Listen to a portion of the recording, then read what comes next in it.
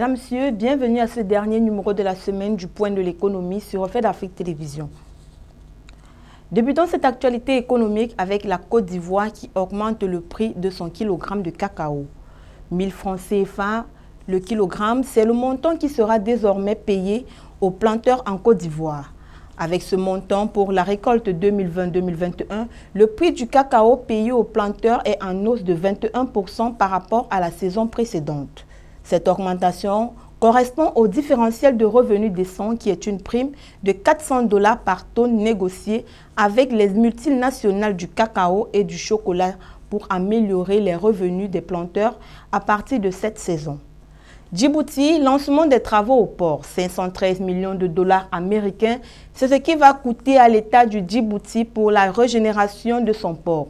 À travers le lancement des travaux dans ce port, le pays ambitionne de construire la plus grande zone de libre-échange d'Afrique. Ce projet entre ainsi dans le cadre de la vision 2035 de Djibouti, qui est la stratégie nationale de développement visant à maximiser la position géostratégique du pays. L'initiative comprend une première zone de démonstration internationale.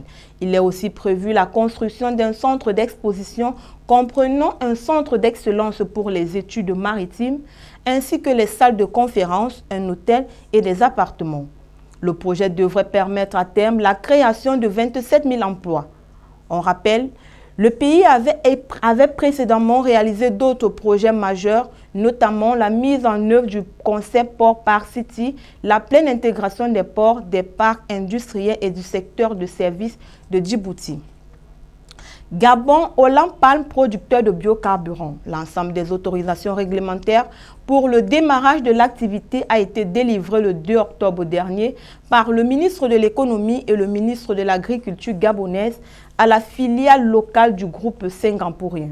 À travers ce projet intégrant la filière de l'huile et ses dérivés, Olam Gabon entend aider le gouvernement à multiplier les segments porteurs de croissance et à diversifier son économie. La construction de cette usine pour produire une énergie renouvelable ne vient pas en substitution au pétrole dont le pays tire plus de 80% de ses revenus, mais rentre en droite ligne de la politique de diversification économique mise en place par les autorités et encouragée par les partenaires au développement. Tunisie, baisse du prix de vente du gasoil suite à la réunion de commission technique chargée de la fixation et du suivi des prix de vente des produits pétroliers. Tenu le 7 octobre dernier, le ministère de l'Industrie, de l'Énergie et des Mines a décidé de la révision des prix de vente au public du gasoil sans soufre et de maintenir inchangés les prix du gasoil normal et de l'essence sans plomb.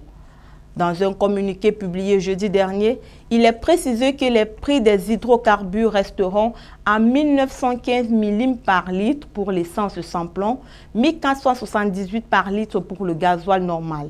Le prix de gasoil sans soufre est de 1675 millim par litre après une réduction de 25 millim. Les autres produits pétroliers restent inchangés. Terminons avec le Sénégal qui connaît une aggravation de son solde commercial. Moins 174,5 milliards de francs CFA contre moins 26 milliards de francs CFA le mois précédent, soit une aggravation de 48,5 milliards de francs CFA en valeur absolue. C'est ce qui ressort du solde commercial du pays obtenu au cours du mois de juin dernier. Cette situation est en liaison avec l'accroissement des importations et des exportations. La somme des produits exportés au mois de juin dernier est de 156 milliards de francs CFA contre 138 milliards au mois de mai, soit une hausse de 13% en variation mensuelle. Par rapport au mois de juin 2019, avec le total des exportations atteignant 128 milliards de francs CFA, il est relevé une augmentation de 21% sur la somme des produits exportés.